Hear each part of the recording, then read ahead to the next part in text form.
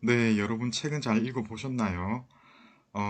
주교재의 첫 번째 부분에 해당하는 중국 문학사의 배경, 역사적 배경, 지리적 배경, 사상적 배경에 대해서 잠깐 일별하고 가야 되겠습니다. 먼저 중국 문학사의 역사적 배경입니다. 세계사적인 위치로 볼 때 중국 문학은 정말로 유구하다고 할 수 있죠. 오래되었다는 말입니다. 중국 문학사 작품 중에서 중국 문학사를 꿰뚫어 볼 때 제일 먼저 창작이 되었던 작품이 시경이라고 할 수 있습니다. 물론 서경도 비슷한 시기이긴 하지만 서경 같은 경우에는 약간 후대에 지어졌다는 그런 얘기가 많이 있고요. 가장 오래전에 지어졌던 중국 작품, 그런 것들을 모아놓은 작품집이 시경으로 알려져 있습니다. 역사적으로 볼 때 시경보다 더 오래된 문학이 나온 지역도 있습니다. 예를 들면 이집트 등이지요. 그리고 시경과 비슷한 시기에 창작된 문학이 그리스 호머가 쓴 일리어드나 오디세이 등이 있겠습니다. 예, 그 정도로 중국 문학사가 유구하다는 것이지요. 그런데 이렇게 다른 유구한 세계 문학사하고 비교해도 중국 문학은 굉장히 특이한 위치를 차지하고 있습니다. 어떤 부분인가 하면 시경 이후에 중국 문학의 전통이 단절되지 않고 거의 끝까지 이어진다는 것입니다. 중국 현대문학도 사실상 전통과 단절되지 않았다고 볼 수 있는 부분이 참 많습니다. 오사운동 이후에 보통은 이제 중국 현대문학이 중국 고전, 고대문학하고 많이 달라졌다라고 얘기를 하는데, 사실 하나하나 따지고 들어가 보면 완전히 단절되지 않았어요. 가장 큰 이유는 무엇입니까? 한자를 쓰기 때문입니다. 우리하고 비교해 보면 이 부분이 명확해지는데, 우리나라 같은 경우에는 어, 가보경장 이후로 한글을 쓰기 시작했죠. 그전에는 한자를 씁니다. 한국도 한자를 썼습니다. 그죠? 물론 한글로 창작된 작품도 있지만은 그 수가 절대적으로 부족하죠. 예, 이런 식으로 중국 현대문학과 고전문학 같은 경우에는 물론 이제 어법의 차이는 있겠지만은 쓰는 글자가 변하지 않았기 때문에 전통이 단절되지 않고 아주 많은 부분 이어지는 게 있습니다. 그러나 한국의 경우도 마찬가지고 다른 여러 나라 문학을 살펴보더라도 이런 식으로 아주 옛날부터 내려오는 전통이 유구하게 이어지는 문학은 정말 드물게 발견됩니다. 이 점이 중국 문학사의 역사적 배경 중에 가장 특이한 점이라고 할 수 있겠습니다. 그리고 두 번째 특징은 인본주의입니다. 유가적 인본주의이지요. 어, 유가라는 말은 어디서 나온 것입니까? 공자의 유교에서 나왔습니다. 그래서 여러분들 앞으로 중국 문학사, 고전 문학사에서 다뤄주는 작품을 보시면 알겠지만 개인적인 일을 얘기하는 작품은 상대적으로 늦게 나옵니다. 중국 문학 작품에서는 대부분 전체를 걱정하는 유가적 인본주의의 바탕을 둔 그런 작품들이 먼저 나오게 되어 있습니다. 네 번째, 중국 지식인들의 자세하고도 바로 연결되어지는 부분인데요. 어, 인간을 위하고 그 질서를 유지하는 이런 것 자체가 바로 유가적 인본주의에 해당되는 것입니다. 이런 것들을 위주로 지식인들이 문학 작품 활동을 하도록 사실상 강요받는 그런 그런 문화가 계속되기 때문에 개인 사이 토로가 용납될 여지가 아주 적습니다. 이것을 김학준 선생님도 그런 식으로 파악을 하고 있는데 제가 보기에도 이것이 중국 문학의 큰 약점 중에 하나라고 생각이 되고 사실상 이것은 동아시아 문학 전체의 약점이라고 볼 수도 있겠습니다.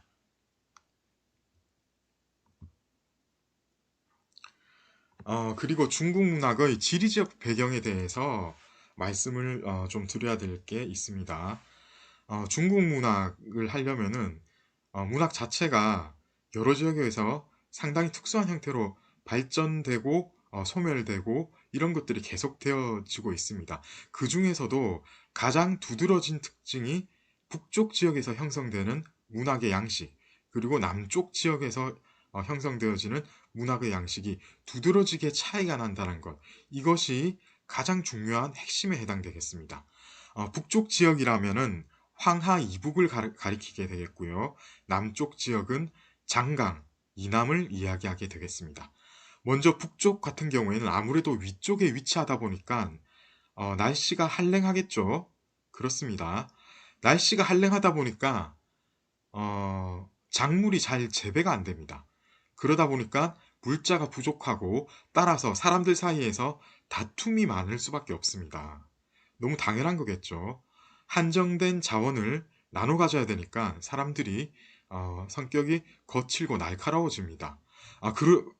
그렇기 때문에 이 사람들의 문학은 어떤 특징을 지니게 되냐면 보다 현실적이고 보다 이지적이고 보다 투쟁적이고 보다 할 얘기가 많다 보니까 보다 산문적인 이런 형태의 문학이 많이 어, 생산이 되고 널리 읽혀지게 되겠습니다. 특히 선진 시기 같은 경우에 우리가 중국 북쪽 황하 이북의 문학 양식을 나타내는 대표적인 것이 시경이라고 할 수 있는데요. 시경은 사언에 충실한 작품들이 여럿 나옵니다. 앞으로 시경 다음번 수업이 바로 시경인데요. 여기서 중국 북쪽에서 형성된 시경 작품 어떤 내용인지 구체적으로 공부를 해보도록 하겠습니다. 이와 반대로 남쪽 지역, 장강 이남 지역은 상대적으로 기온이 높습니다. 그렇다고 너무 높지는 않죠. 따라서 온난한 기후 덕분에 작물들 재배가 수월하고 따라서 물자도 풍부합니다. 이러한 이유 때문에 사람들이 너도 나도 어떤 특정한 한정된 물자를 두고 다투는 이런 일은 북쪽과는 달리 발생을 하지 않습니다. 따라서 사람들의 성격도 온화하기 마련이고요. 그러다 보니까 이 사람들이 예를 들어 밤에 잘 때 어떤 생각을 합니까? 북쪽 사람들은 내일 생활거리가 내일 먹을거리를 마련하는 것 그런 것들이 중요하죠. 그렇지만 남쪽 지방 사람들은 공상해졌습니다. 낭만적인 여유가 있고 그러다 보니 아무래도 평화적인 그런 분위기가 조성이 되고 그렇기 때문에 낭만적이고 평화적인 시를 많이 쓰게 됩니다. 선진 시기의 경우에는 남쪽 지방을 대표하는 초사가 있겠습니다. 초사 같은 경우에는 시경과는 달리 삼원을 위주로 해서 아주 많은 변화를 합니다. 여기에 대해서 다음 주에 다뤄보도록 하겠습니다. 어, 북쪽 지방을 대표하는 문학 양식, 남쪽 지방을 대표하는 문학 양식, 선진 시기에는 각각 시경 초사인데요. 한 대로 넘어가면은 북쪽 지역에서는 고시와 악부가 발달하게 되겠습니다. 이 고시와 악부는 시경의 연속이라고 볼 수 있겠습니다. 그리고 남쪽 지방에서는 초사를 이어서 초가와 함부, 부 작품이 성행하게 되겠습니다. 자, 다음 슬라이드 보시겠습니다. 이런 남쪽과 북쪽의 특징이 남북조 시기에도 연결이 됩니다. 수당 이전에 남북조 시기가 있죠. 예. 남북조 시기에도 지리적 차이가 여전한데 특히 남북조 시기에는 남조와 북조가 나눠져 있어서 이러한 경향들이 더 두드러지게 나오게 되어 있습니다. 북조에서 나온 문학 작품들은 민요 같은 경우에는 주로 전쟁시, 사회시가 많습니다. 그리고 산문 같은 경우에는 질박하다고 얘기를 하는데 단순하다 이렇게 이해를 하시면 되겠습니다. 화려하지 않은 반대되는 대척점에 서 있는 단순한 형태의 그런 산문이 발달을 했습니다. 남조의 경우에는 민요 같은 경우에는 전쟁이나 사회에 대한 묘사를 하는 시보다는 사랑 이야기, 인간의 정을 이야기한 그런 낭만적인 작품들이 많이 등장을 합니다. 그리고 남조의 산문 같은 경우에도 질박한 그런 느낌을 떠나서 화려한 내용, 화려한 수사, 그리고 형식도 굉장히 다채로워지고 구법도 사원과 육원이 교차로 병행해서 나오는 아주 화려한 형태의 그런 문체가 발달하게 됩니다. 이게 이제 남북조식이었고요. 이러다가 당대로 가면 수당을 거치면서 중국이 한번 통일이 일어나게 되죠. 그러면서 문화의 혼합이 생겨나게 되고 여러 가지 다양한 형식이 어, 남쪽에서도 그렇고 북쪽에서도 그렇고 공통적으로 발달하게 되겠습니다. 그래서 북방에서는 여전히 현실적이고 질박한 그런 내용의 작품이 나오겠고 남방에서도 여전히 낭만적이고 화려한 이런 것들이 초기에는 나오지만은 중기 이후로 갈수록 구별이 없이 그 현실적이고 질박한 그리고 낭만적이고 화려한 이러한 작품들이 여기저기 남쪽과 북쪽을 가리지 않고 동시다발적으로 출몰하게 되는 그런 특성이 있습니다.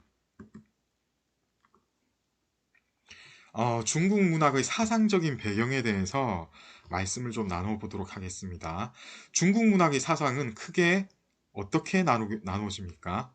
네, 공자의 유가, 그리고 노자 장자의 도가, 그리고 또 뭐가 있습니까? 불가가 있겠습니다. 이 세 부분으로 나누어서 한번 얘기를 해보는데 먼저 공자의 육아 부분만 한번 다루어 보고 다음 클립에서 나머지 두 개를 얘기를 해보도록 하겠습니다. 공자의 육아는 시경과 초사 모두에 영향을 미칩니다.